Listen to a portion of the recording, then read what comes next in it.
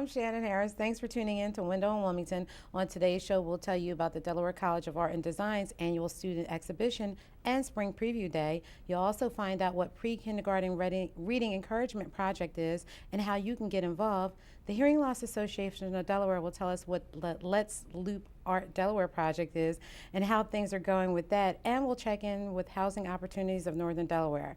But first, the Delaware State Housing Authority works to efficiently provide and assist others to provide quality, affordable housing opportunities and appropriate supportive service to low and moderate income Delawareans. Ben Addi joins me now to tell us all about some of the great programs that are underway at DSHA. Hello. Hello, thank you for having me. Oh, thank you for getting through that rough open with me. My goodness, and you didn't even flinch, but I did. I don't know what's going on. It's because it's hot in here. Didn't I tell you it's hot in here?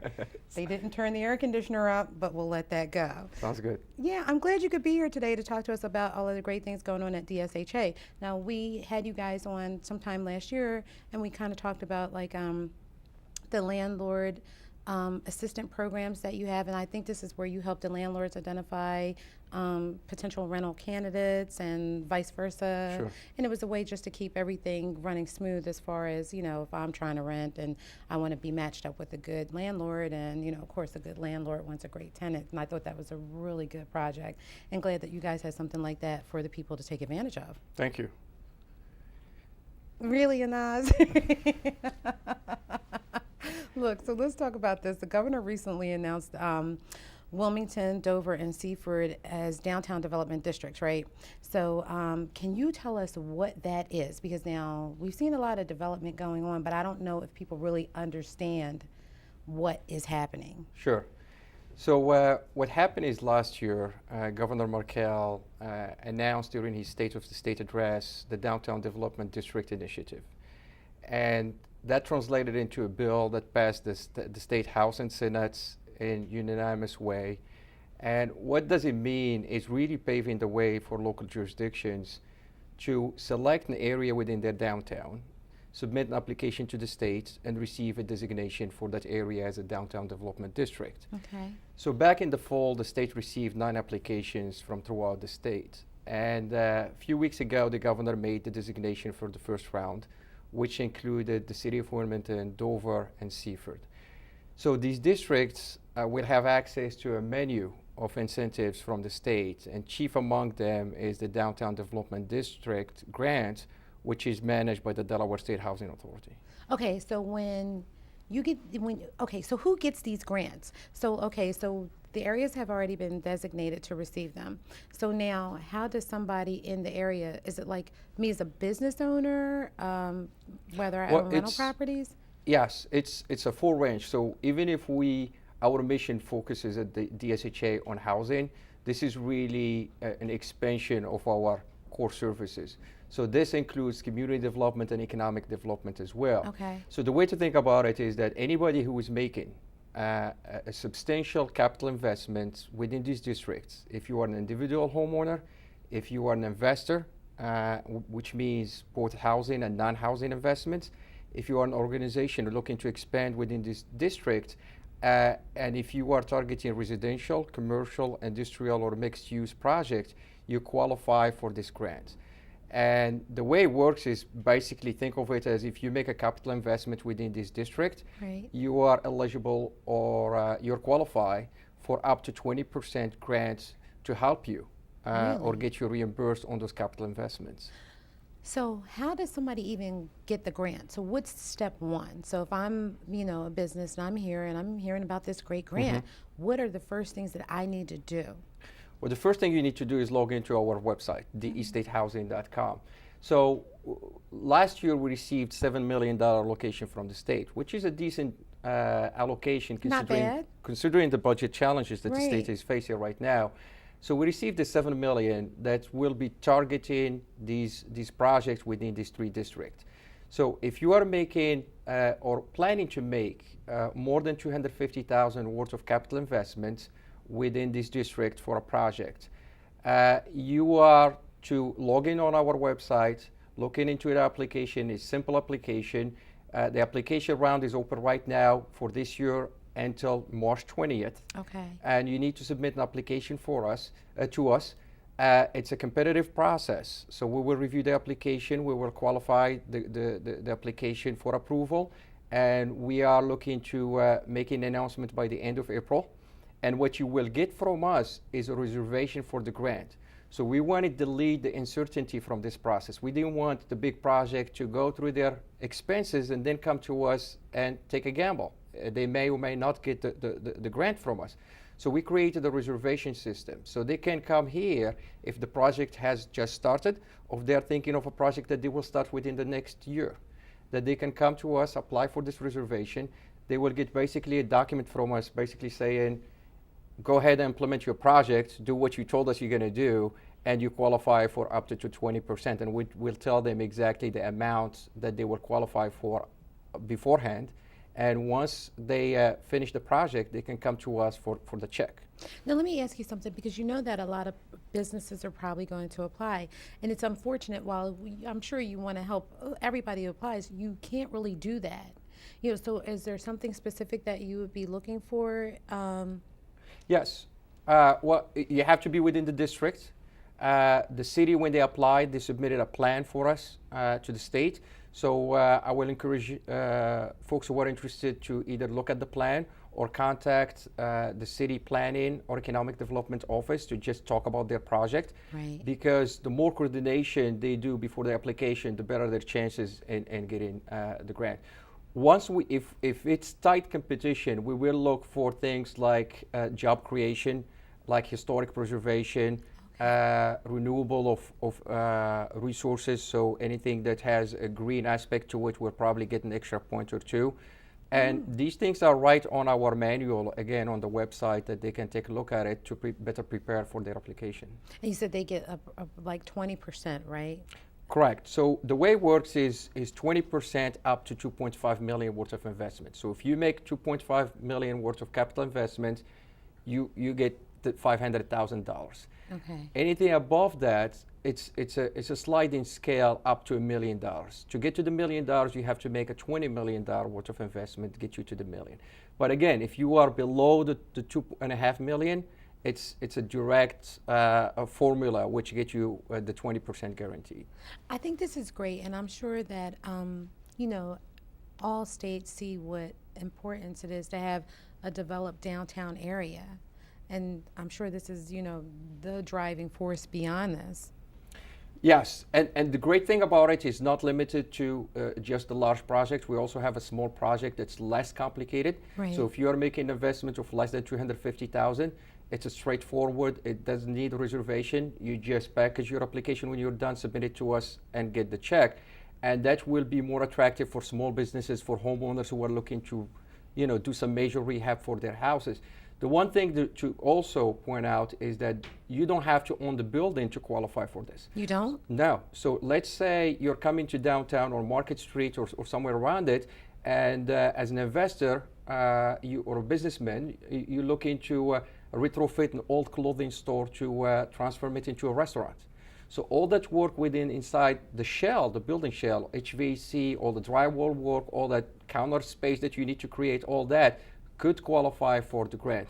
The only caveat is that you have to make sure that you get a consent from your landlord. So we want to make sure we assist you, but at the same time, you are talking to the landlord. Right, and make sure you tell them that again, right? Even if you don't own the building, what do you have to do in us? You get a consent from the landlord, and then you come see us.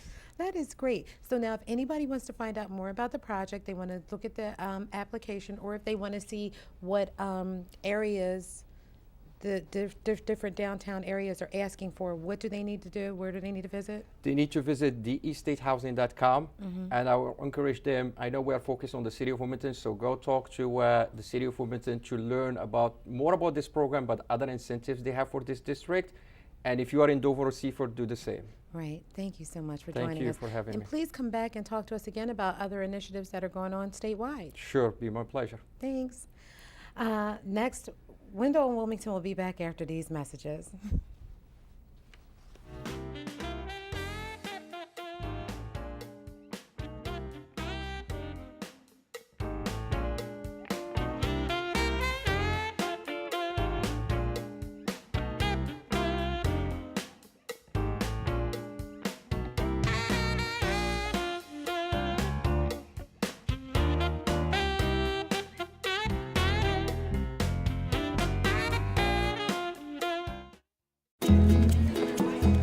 Introducing a new day of the week, someday.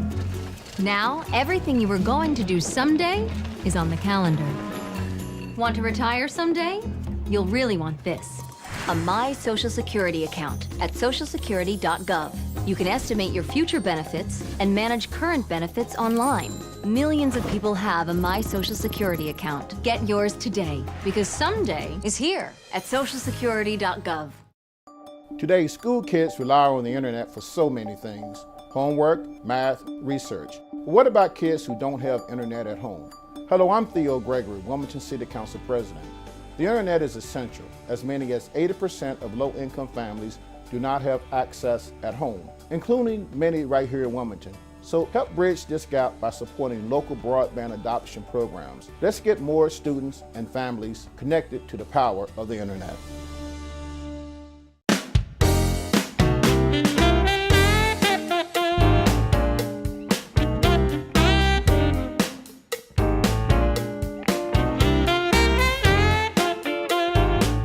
College of Art and Design's mission is to educate talented and dedicated students to become art makers, idea generators, problem solvers, and visual communicators who can redefine the way we perceive and experience the world around us.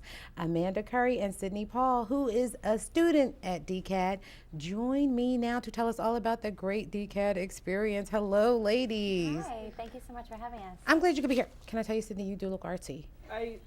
You look like an artsy student, and and I don't know if I have like this whole image of artsy students, but she looks artsy. You do too, Amanda. Well, thank you. Yeah. So, look, tell us all about DCAD in downtown Wilmington. Sure. So DCAD is a 2-year AFA program, Associate of Fine Arts. So our students attend DCAD for 2 years and then are prepared to transfer to another art and design school. And we have 6 majors: fine arts, animation, interior design, illustration, and photography. So we were founded in 1997 with a graduating class of about 50. Now we're enrolling around 180. Wow. So yeah. Wow. So some growth there. So yeah, it's an incredible school. It's so exciting to be really a cultural anchor for the Wilmington area. We're right down the street, 600 North Market Street. So yeah. What do you think is so unique about DCAD? What's unique is, well, there's a lot to say. There is a lot to, and I got a say couple of things that are in my mind. I think one of the biggest things is that because we are a small institution, there's really that personalized artistic experience for our students. Our student-faculty ratio is about 12 to 1. That's good. So, our students really get that community aspect, working with professional artists and designers in the field. So that's really a fantastic experience for them. And also, being in Wilmington, we're really poised it's a great artistic center. Mm-hmm. When you think of the proximity to Philadelphia and New York. And, right. You're in the middle of everything. Yeah. So right, it's really, literally. Right. So it's really a great a great hub for artists. And all of this would really we offer all of this with half the cost of other which is another big plus. Private art schools. So yes. that's also a great selling point as well. It is. It's a great one. Sydney, now why did you decide to come to DCAD? I decided to come to DCAD for many reasons. One, it's a very intimate, community-based school. I come from a small town, and I enjoy that closeness. And also, when I was taking a tour at DCAD, the teachers were very persistent on the idea of being community-based and also getting you the very rigorous education you need to go out and succeed also. But they even though it's a 2-year school, they said that they would they help you push to what school you fit best in when you transfer. Right. So now what year are you in there at I'm DCAD? a first year. You're a first year? Yes. Now, look, I got to say this. So, do you live in some of the cool apartments that they have? I mean, you know. The dorms are beautiful. Yeah. 707 was just built like 2012, I believe, and so they're pretty much brand new. That's the newer building, and everything's updated. I think they're pretty much like a small apartment. Yeah. They're beautiful. Yeah, I know. I'm so jealous. Me too. It's beautiful. We have windows, They're we gorgeous. get lighting. Gorgeous drafting tables. Yeah, they're Another thing, we're artists. We need space. It's there. The space is Right. there. Isn't that cool to hear how the students think about the school? It's so great. It is. I love the school. Do you? It's beautiful. Wow. Everyone's so nice. You walk through the hallway. Everyone knows your name. It just, teachers are more than willing to help with anything. People will come up to you when you're just, hey, I saw your artwork on the wall. I think you did a great job. Everyone just knows, Right. It's beautiful. Something that I think is really unique about DCAD that I failed to mention earlier is the fact that our students are able to show their work basically every day. So we have roughly 7,000 square feet of homosote in the hallways of DCAD, and homosote is essentially like a bulletin board material. So students tack up their work for every class. So every project is on the walls. So so students are constantly critiquing their work and and displaying it. So it's one, it's really inspiring to see, but it's also great to be for other students to get to see what projects others are working on, Right. and it's a continual learning experience. Right, and something that I like that Sydney said is that everybody knows everybody there. And you said it Absolutely. with the student-teacher ratio. Right. Two really good things that make me as a potential student or me as a parent sending my kid there, like, listen, not only is my child going to be able, well, at this point, young adult, you know what I mean? Not even going to be able to enjoy the experience, but it is a close community, and Absolutely. I know that Absolutely. you'll have hands-on with your instructor. Yes, one-on-one. Yeah. Yes. Which is great. And I think that's something that, not taking away from the other schools, but, that's something that you can miss. Right. We like to pin ourselves as sort of a family of artists and designers, which I think is one of the greatest appeals of DCAD. Yeah. So now let's talk about some of those great upcoming events that you have. Sure. So we constantly have a lot going on. Currently, we have our 4th alumni biennial exhibition up in the DCAD gallery, and we had the opening of that. We do monthly art loops. We had the opening of that earlier this month. That was really inspiring because we were able to welcome back our alumni and show their work. So it was great to see work from Brooklyn to to wherever and really get those. Get the perspectives of those students, and in talking to them, it was really fantastic to hear that so many of them, and at least 2 said this to me, that DCAD was really the best choice they ever made, and it was just so heartwarming to hear that because I think that so many of them, this is how they get their start and really find out their identity as an artist, and then they're poised to go to transfer to other schools. As a 3rd-year student and really fly. So that is great. It's neat to be part of that journey for them. Right. So. And then so the spring show, so there's this student spring show that's going to be in April, right? Yep. So that's our biggest exhibition. That is opens on April 3rd, and that's our student exhibition. So our instructors choose the best work from each of the 6 majors to be displayed in the show. It's my personal favorite. And then later in April, we have a spring preview day coming up, and that's on the 18th. And that's a great way for prospective students and their families to explore the college. They can get a tour. They have the opportunity for a portfolio review. Can visit our residence halls, talk with our admissions team, learn more about our 16 new tracks, which is a new programming initiative that we have coming up as well. That is great. Yeah. And Sydney, I guess I asked you, what kind of art do you do? Because not all art is the same, right? So you're like an installation art, paper mache, I don't know what. Honestly, I did paper mache. I love painting. I get inspired, and that's another thing adding to all the work on the walls all the time. I get inspired by other people's work to do and explore different mediums. I think it's great that we get to display everything. all the fine arts. You get to see what fine arts does, graphic design. I love painting and working in pen and ink, but also, like, oh, it looks awesome. It makes me want to explore different styles, and that's how you kind of grow. You're not so closed-minded, you're more versatile. I want to sculpt. You want to sculpt? Me I want too. to Doesn't sculpt. it look like fun? Yeah, it does. Do you guys sculpt, or maybe I'll just come be a model? Yes. That's my pose. Yeah. Can I hold that? Do I hold that? Really? You do don't like that hire- pose? We do hire figure models. Do you do? Hold on. Really? I like it. I like it a lot. Yeah, this is my pose. But then you got to hold this pose for like, what, 3 hours? Yes. Okay, let me pick get an easy breaks. one. Wait, no smile. So we have a drawing marathon that happens annually as part of our continuing education program. And we do hire a wealth of figure models, so we will keep you in mind. Get these two in too. What's your pose? I wish everybody could see their poses. I really do. Okay, this is my pose. No. Thank you, ladies. And if anybody wants to find out, we want you to go to DCAD's website, check out all of their great programs, and get online. Registration is already started, but they could still check out things for coming up, right? Well, they're welcome to apply now.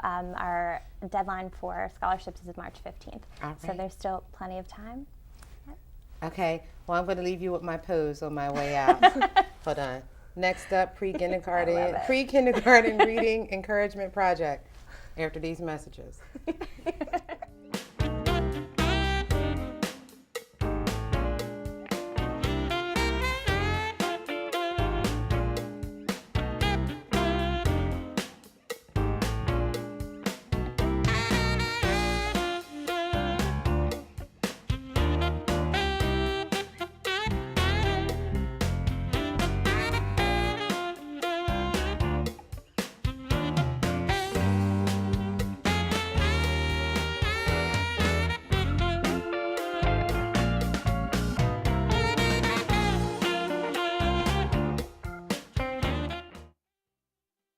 We are your Wilmington City Council, and we're also your neighbors.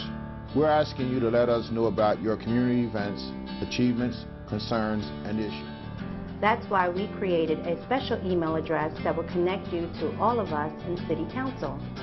Drop us an email about things going on in your neighborhood with Community Events 22 at wilmingtonde.gov. That's Community Events 22 at wilmingtonde.gov.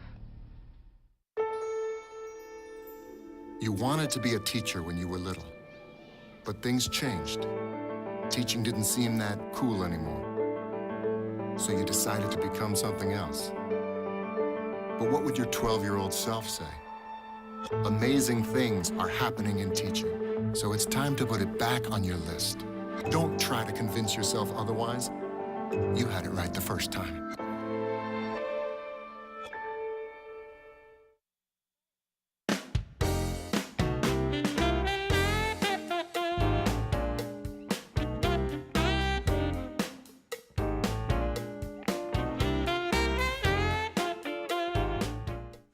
The Pre-Kindergarten Reading Encouragement Project provides literacy materials to 4-year-old at-risk children in Wilmington, Delaware through the local preschools. Mike Wilson, who is the founder of PREP and Sgt. Gary Tabor, are here now to tell us more about this great program.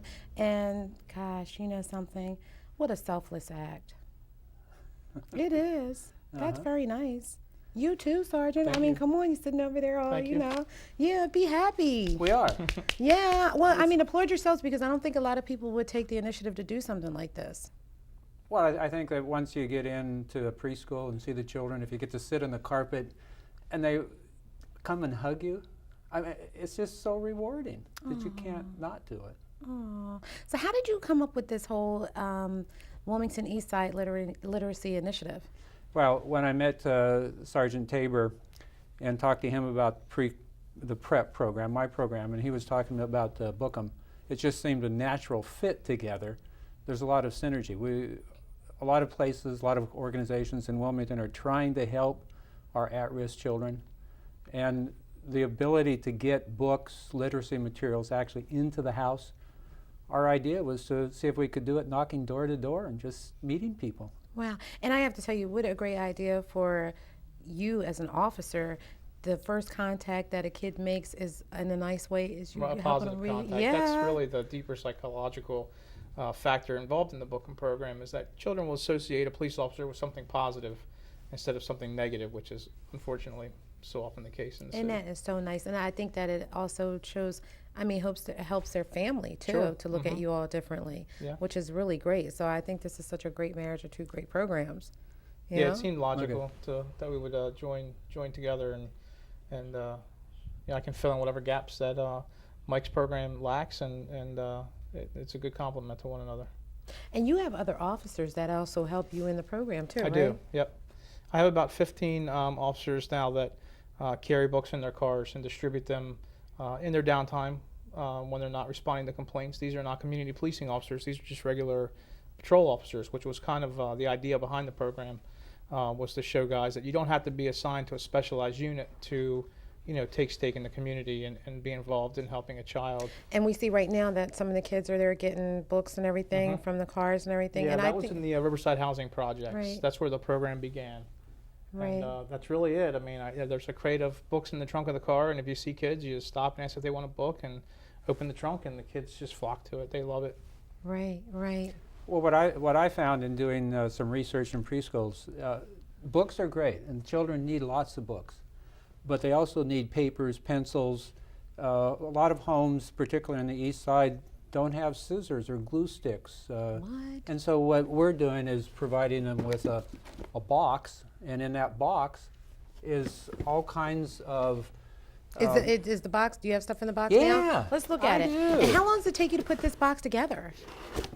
uh, All right, let's see. Paul, let's see. Can you know, here's some things like alphabet alphabet, numbers. cards. Okay. With that, just lots of things that the children can use.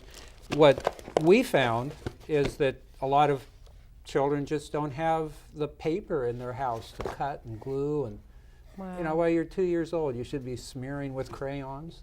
Yeah, that is true. And so this is a toolkit for the parents to help their children, and this is the beginning of literacy. If you can do this, then you're ultimately going to be able to read books. And So where do you get the stuff from to put in the boxes? Is this all donated? You must need help. This is a lot. Yeah, it's amazing what I thought would be real expensive.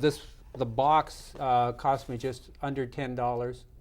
So donations through the Delaware Community Foundation, PREP, Pre-Kindergarten Reading Encouragement Project, was fortunate enough last year, after just being started for 2 years, to receive a $1,000 award from the Delaware Early Childhood Council, so the State of Delaware Office of Early Learning. Wow.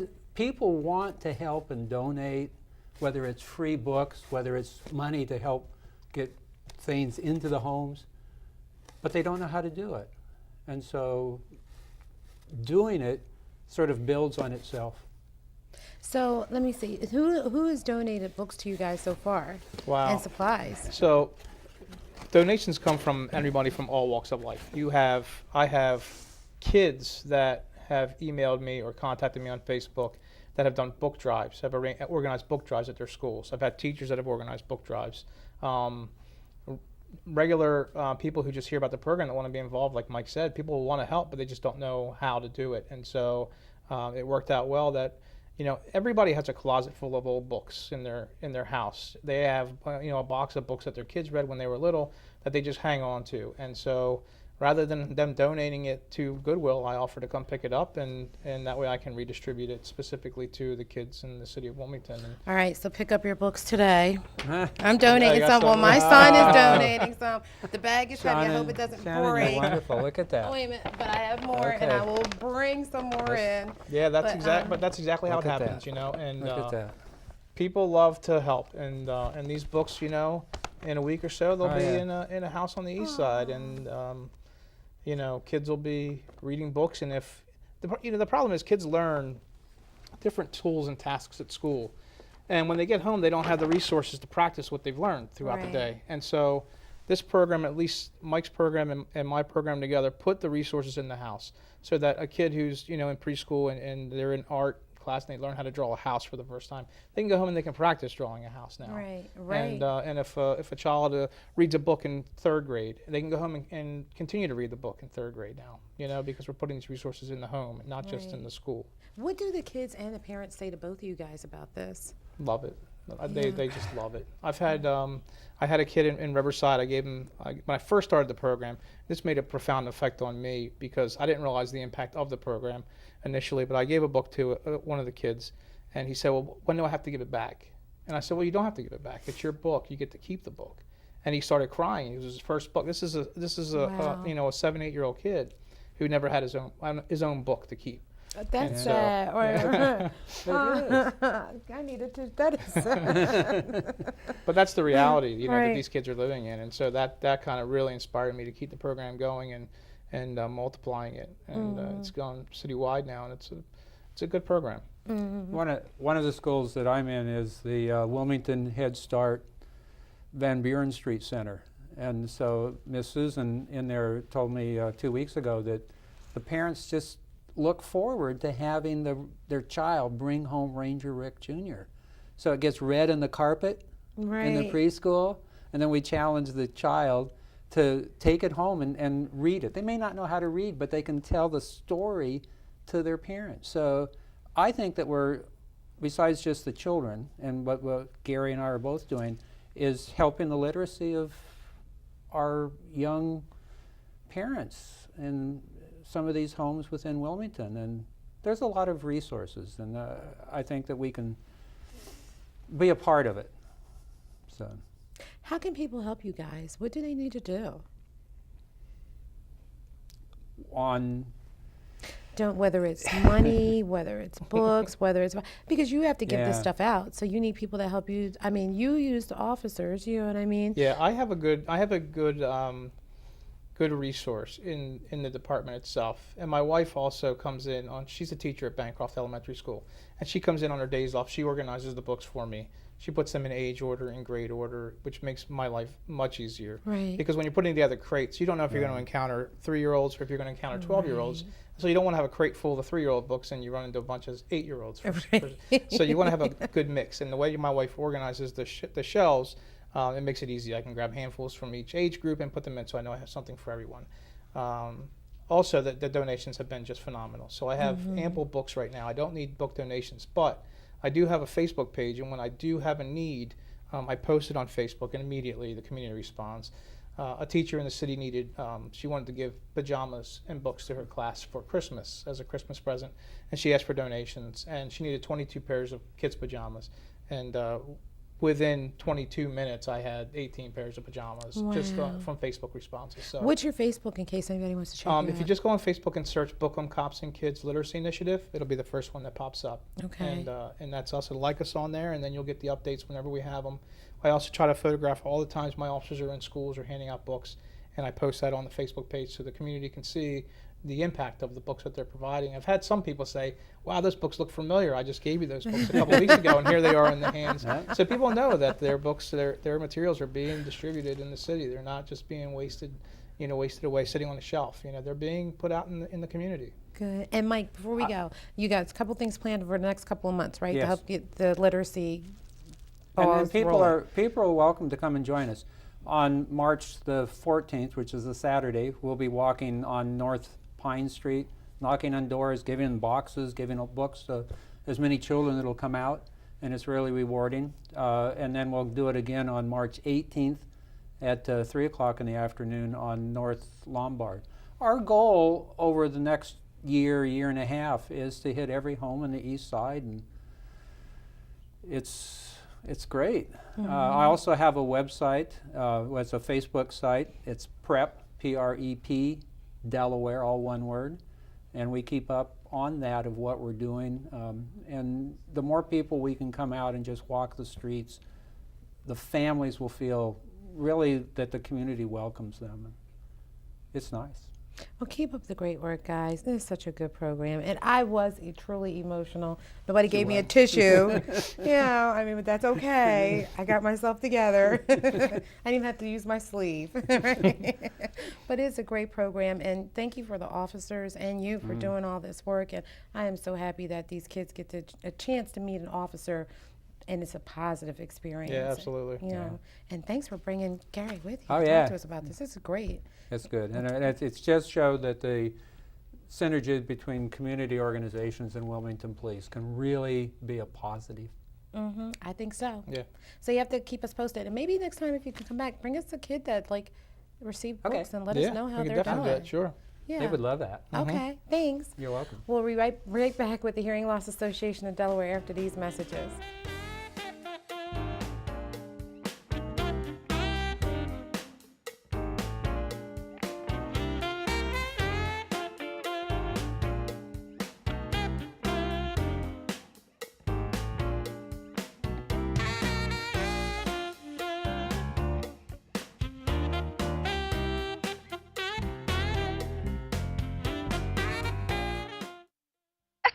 To Maddie.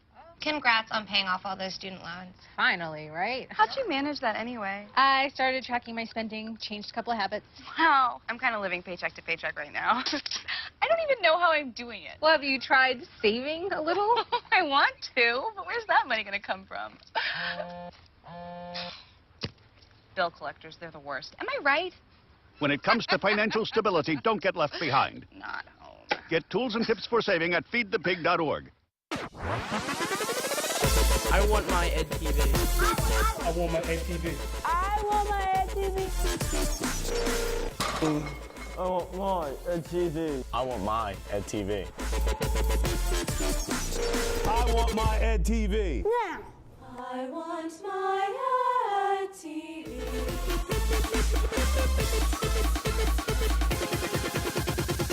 I want my Ed TV.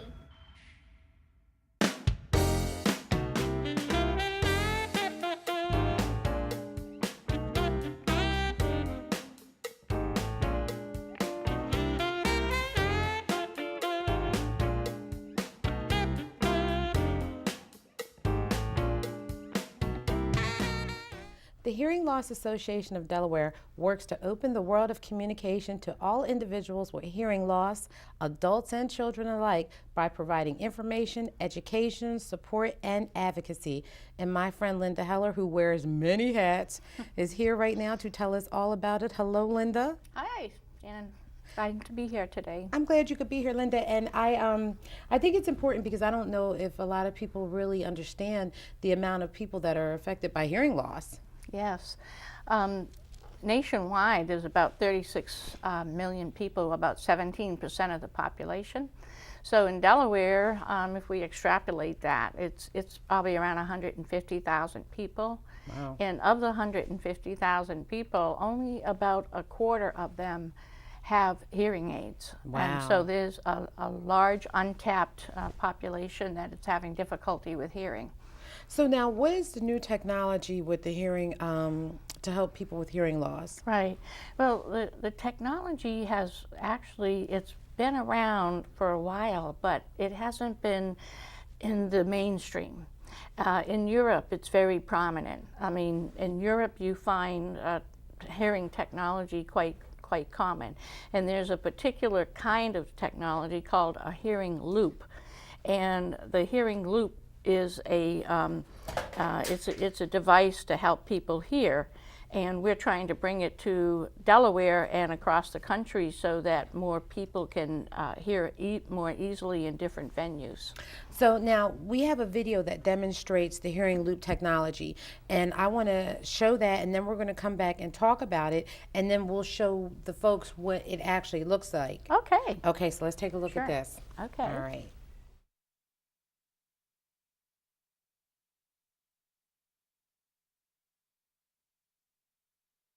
Live recording at the subway booth at 66th Street, Lincoln Center, asking for directions.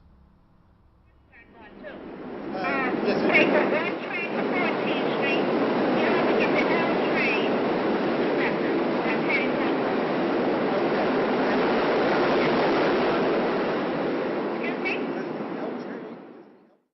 exact same encounter as heard over the loop system installed at the subway booth at 66th Street, Lincoln Center. Take the 1 train to 14th Street, get off and get the L train to Bedford. That's heading towards Brooklyn. Yes. Excuse me?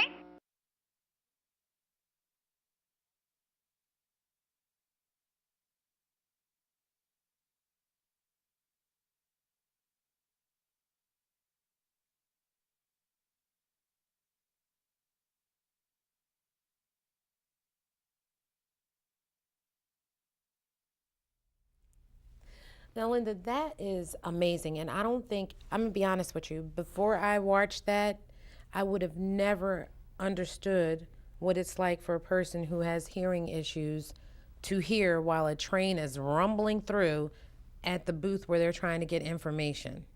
I mean, that's unbelievable. Well, that's exactly why I brought that tape, because it's very hard to understand what having a hearing loss is like. It's a disorder of communication, and it affects every aspect of your life. And so what that hearing loop does is what you saw in the video. It was in a subway, but you can use a loop in a church, in a home, watching television, or you can use it in a theater, a movie theater. You're wearing so many it, right? venues, yes. Okay. And So this is what it looks like. This is a sample. This Okay. is actually a loop. Okay. The hearing loop means a hearing wire or loop, and there's a wire here. And there's 2 ways to use it. One is if you have a hearing aid. And if you have a hearing aid, you don't need one of these. If you have a hearing aid, you have a loop inside your hearing aid. About 70% of hearing aids already have a loop built inside. So that means when I go into a room that has this wire, or I go up to a train station or subway and I'm listening, or a theater or a movie theater, all I have to do is when I walk in the room, I can sit in any seat I want in the whole place, way up in the balcony if I want. And I turn my hearing aid to the T switch, which means telephone.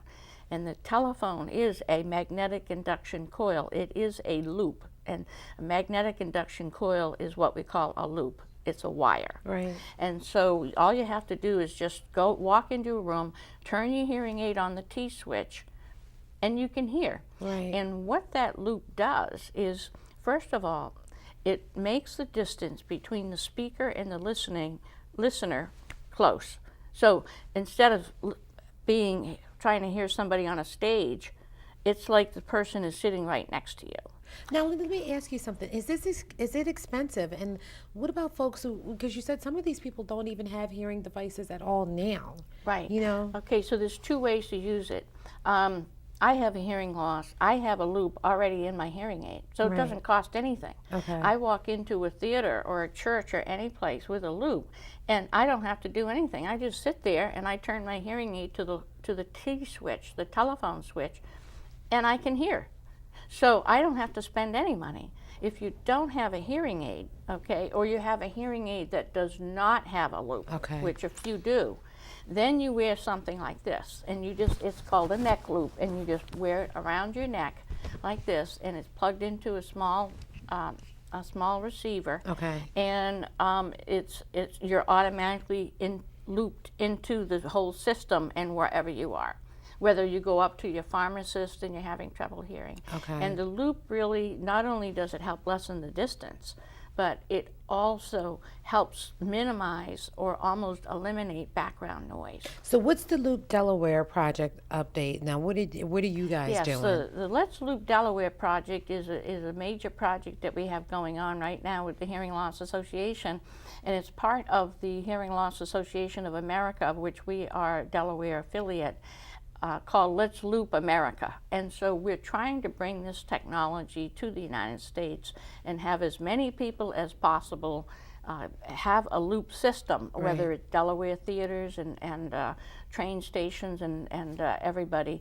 So if we can do that, then it will make things so much easier for people with hearing loss. Right. And so we have a survey going on right now that people can get on our website, and you print off the survey, and then you can fill out a survey. So you can go to your pharmacist or your church or their theater or someplace in the area and find out if they have a loop. We know there are a few loops systems already in Delaware, but not as many enough. as we need. Right. So, Linda, if anybody wants to find out more about how they can help, what they need to do, where should they go? And you guys have an event coming up too, right? Yeah, we have. They can go to our Hearing Loss Association of Delaware website, which is www.hlade.org, and you can do that. And we also have events coming up, training to help explain what a loop system is, not just for consumers and people with hearing loss and their families, but also for people that are interested in maybe looking into a loop system.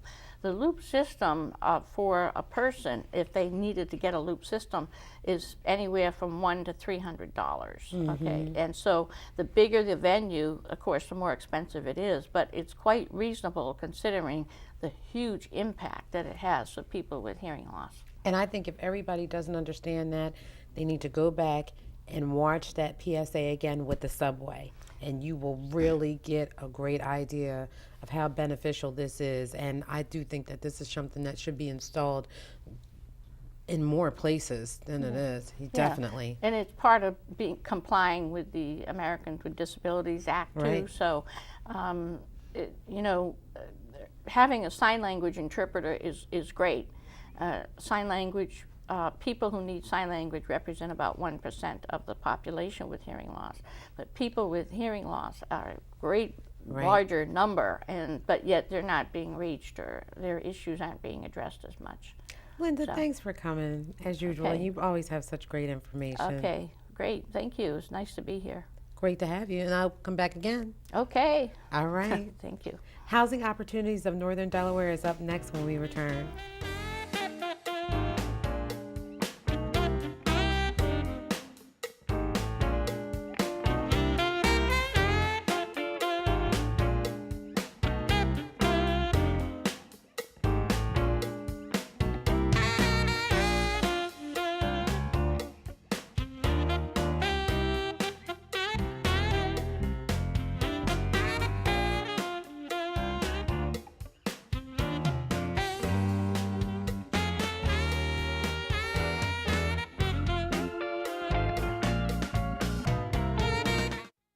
Child support clients, do you want your money faster?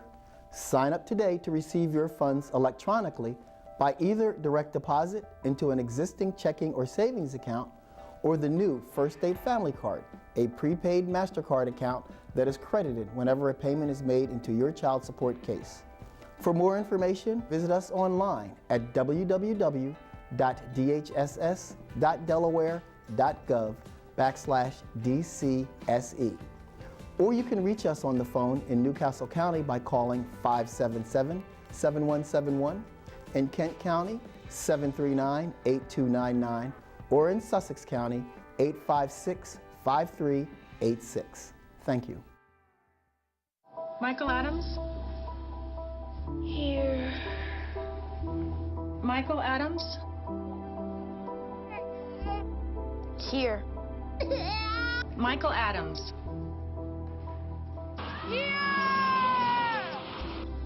Michael Adams.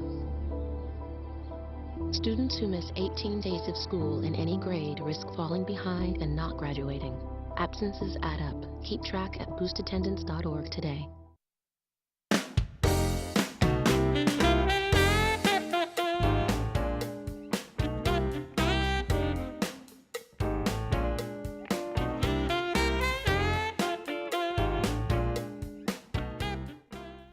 HOND is a nonprofit corporation that provides fair housing, HOND provides current information about housing and fair housing practices to existing community groups and counseling agencies.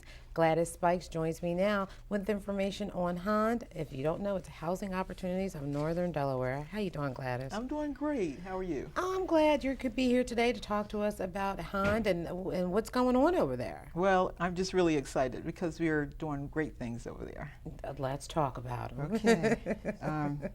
Well, first I'd like to say thank you for giving me the opportunity to come over and speak on behalf of Housing Opportunities and our 500 clients that we actually see on an annual basis. That's great. 500, wow. That's great. And currently we're working with mortgage foreclosure housing counselees, and they are participating in the mediation program with us, and we're also working with Delaware Emergency Mortgage Assistance Program called DMAP. Now, let me ask you something. You said that the Housing Opportunities is working with you in the mediation process. No, we represent clients that are going through the mediation that are going process. through the mediation process. Okay, so when you represent these clients that are going through a mediation process, what are you doing for them in there? What's happening at this table? Okay, actually, it's a process that actually brings all the parties together, like the client, the lender's attorney, and the lender is actually on the phone, and the housing counselor is there too. And the housing counselor really actually facilitates and makes sure that the clients have all the documents that they need at that time. And it's really to bring them all together so that we can expedite the whole workout process. And it really, no decision is usually made. This decision is made by the underwriter and the lender on the other end of the phone line. But what it has done is it's decreased the amount of time that the clients have to wait to find out whether or not they can save their homes or they'll have to go with non-retention. And that's a big process, and I don't think, unless if you've been through it, that can be very tedious and time consuming, and if you don't really understand what's going on, that's great. Yeah, I'm really proud of the state of Delaware because they did create, this is really a court mediation, and I think that I'm really glad I'm here because I need to let our clients know that when they receive that document and they apply to participate in that program, which they are required to do by the court order, that it really is a court process, and they need to show up. They need to come. Don't ignore it. Even if they're not prepared, please come. But Gladys anyway. is saying, do not ignore. Exactly. Right? Because what happens if you ignore, Gladys? Let's just tell everybody. Well, you can lose your home. Right. And then when it gets... And it continues to be go on that foreclosure process, which means that it goes to sheriff's sale. Right. But I also want to say that it's a long time from the time that you receive that sheriff's sale notice until you actually go to sheriff's sale. They need to know that. But that's why you have to go to a housing counselor, okay? And we are one of 9. We belong to a group called Delaware Federation of Housing Counselors, and there are 9 other nonprofit housing counseling agencies available. But that's not really why I'm here today. Well, why are you here, Gladys? I'm here today because I'm so excited because we're about to have our Fair Housing Month activities. Yay for Fair Housing Month. Come on, everybody, true. give it up. Fair Housing Month. Yeah. And we're having a proclamation signing ceremony, but we've been alternating between the city of Wilmington and Newcastle County, but this year it's going to be at Newcastle County, and Tom Gordon, our honorable Newcastle County executive, is hosting, and I would encourage all of you to attend.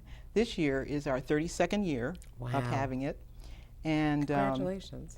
Thank you. And we are, our theme is Each One Teach One Your Fair Housing Rights. And our honoree for this year for the Fair Housing Luncheon, which will be on April 24th at the Doubletree Hotel by Hilton that we always have downtown. And it's going to be Honorable Charles Potter Jr., who I think is very befitting because he's worked very hard in the community, and a lot of the works that he does go unnoticed. Right. Yeah. So, and he's been a great supporter of housing opportunities over the years, even when he was a city council person. Now, so when people come out to that event, what can they expect that day? At the proclamation signing ceremony, I typically have we'll have like a a position paper, or we'll talk about what the problems are in our community.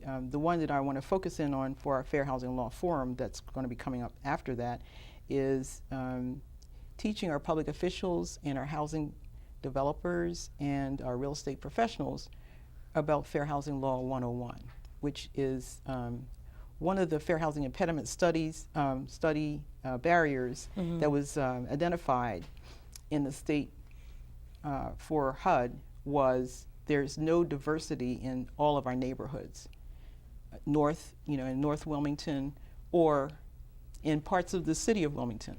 And so I thought it would be befitting for us to talk about how we can diversify it in terms of income, in terms of across the board of all the protected classes. And so I'm really excited about that because I'm going to have a breakfast brunch this time for the Fair Housing Law Forum, and I am going to be inviting like the Joint Finance Committee members and City Council Housing Committee and Newcastle County Committee. Now, Gladys, before we go, we want to make sure we get in all of your events because you have a couple events coming up, right? Right. Okay, so let's get those events, and then we want to give the folks the contact information for you. Okay, great. The first one is the 32nd annual signing ceremony, and that's going to be at Newcastle County, the Government Center. It's 87 Reeds Way, and it's in Newcastle, Delaware 19720. It's going to be from 11:15 a.m. until 12 noon. The second event will be the 19th annual Fair Housing Law Forum. Again, like each one, teach one, your fair housing rights, roundtable discussion, and that will be at the Community Services Building, which is 100 West 10th Street. Okay. And it's going to be Friday, April 17th, 2015, from 8:30 to 12. And then the third and the one that we actually really encourage everyone to come and participate in is the 32nd annual Fair Housing Observance and Awards Luncheon. And it will be at the DoubleTree by Hilton, downtown Wilmington. That's at 8th and King Street. Okay. And the time is from 12 to 2, and it is Friday, April 24th. Okay. And I'm trying to we're honoring Charles Potter, Jr., and the speaker will be announced, but I'd like to really encourage the person I'm going to ask. I hope that they will, We'll come on and let's do it. That's right. Yeah. And before we go, Gladys, if anybody wants to find out more about Han or they want to talk to you, what should they do? Well, they can go to our Facebook. That's what I'm excited about. And it's at Facebook /Gladys Spikes, and you'll see Hans on that Facebook. And we have a great new website that I know you're familiar with. Yes, I've been on there. Yes. It does look very nice. Thank you. It does. Thank Nice you. job. I'm very proud of it. It's www.hond.org. All right, Gladys. Well, thanks for joining us today. We are so happy that you could be here, and thank you, Han, for all the great work you do in northern Newcastle County, Delaware. All right. Okay, thank you. Thank you. And for everybody here at WITN Channel 22, I'm Shannon Harris. We'll see you next time.